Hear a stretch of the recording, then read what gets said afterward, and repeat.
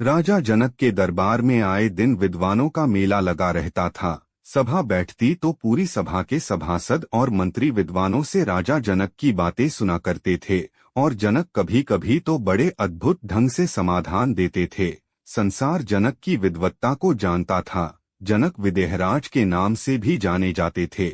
विदेह का अर्थ है जिसकी देह ना हो। एक दिन उनके एक मंत्री ने उनसे कहा, महाराज, लोग आपको विदेह विदेही ऐसे नामों से पुकारते हैं, जबकि हम देखते हैं कि आपका तो शरीर है, तो आपको ये उपाधि, ये नाम कैसे मिला, ये हम जानना चाहते हैं। जनक ने कहा, इसका जवाब किसी और दिन दूंगा। बात वहीं खत्म हो गई। अगले दिन राजा जनक ने सभा में उसी मंत्री की ओर इशारा करते हुए कहा कि इन मंत्री जी से राजकीय कार्य में एक बड़ी चूक हो गई है, इन्हें मृत्युदंड दिया जाता है। ऐसा कहकर राजा जनक ने फांसी देने का दिन और समय भी तय कर दिया। वो मंत्री घबरा गया, हाथ पैर कांपने लगे। वो सोचने लगा कि ऐसा क्या हो गया जिसके लिए मृत्युदंड दिया जा रहा है, लेकिन राजा से सवाल नहीं कर सकते थे। वो मंत्री भी विद्वान था। उसने सोचा, राजा ने सजा दी है तो उसे मानना चाहिए। दिन गुजरने लगे। आखिर वो दिन भी आ गया जब मंत्री को फांसी लगाई जानी थी। फांसी से कुछ 3-4 घंटे पहले राजा जनक ने उस मंत्री को अपने महल बुलवाया। मंत्री उनसे मिलने पहुंचे।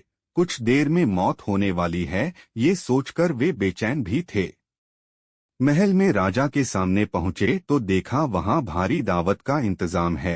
तरह तरह के पकवान, मिठाइयां, भोग रखे हैं। दास दासियां सेवा के लिए खड़े हैं। राजा जनक ने मंत्री से कहा, आइए, बैठिए, भोजन कीजिए। मंत्री की भूख मर चुकी थी। उसे तो आज होने वाली फांसी की ही चिंता थी। फिर भी राजा की आज्ञा थी तो बैठकर भोजन करने लगे। भोजन करके जब उठे तो राजा जनक ने उनसे पूछा, आपको भोजन कैसा लगा? कौन सी मिठाई सबसे अच्छी लगी? मंत्री ने कहा, महाराज, कैसी मिठाई, कैसा भोजन? मेरा तो पूरा ध्यान कुछ देर में मिलने वाले मृत्युदंड पर था।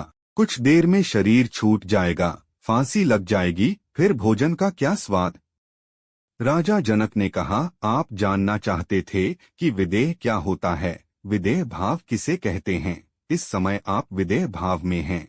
आपको शरीर के सुख और स्वाद की कोई परवाह नहीं रही। मृत्यु सामने है तो शरीर का भान चला गया। जब हम शरीर के बारे में सोचते हैं तो भोग में डूबते हैं। मैं हमेशा इसी भाव में रहता हूँ कि शरीर तो एक दिन खत्म हो जाना है, इसलिए मैं हमेशा विदेह भाव में रहता हूँ।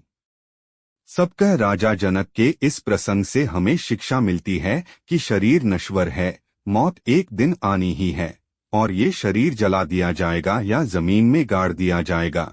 आत्मा स्थानांतरित हो जाएगी। इसलिए हम शरीर के साथ जो भी भोग करें वो इस भाव में करें कि एक दिन इसको समाप्त होना है। यही विदेह भाव है।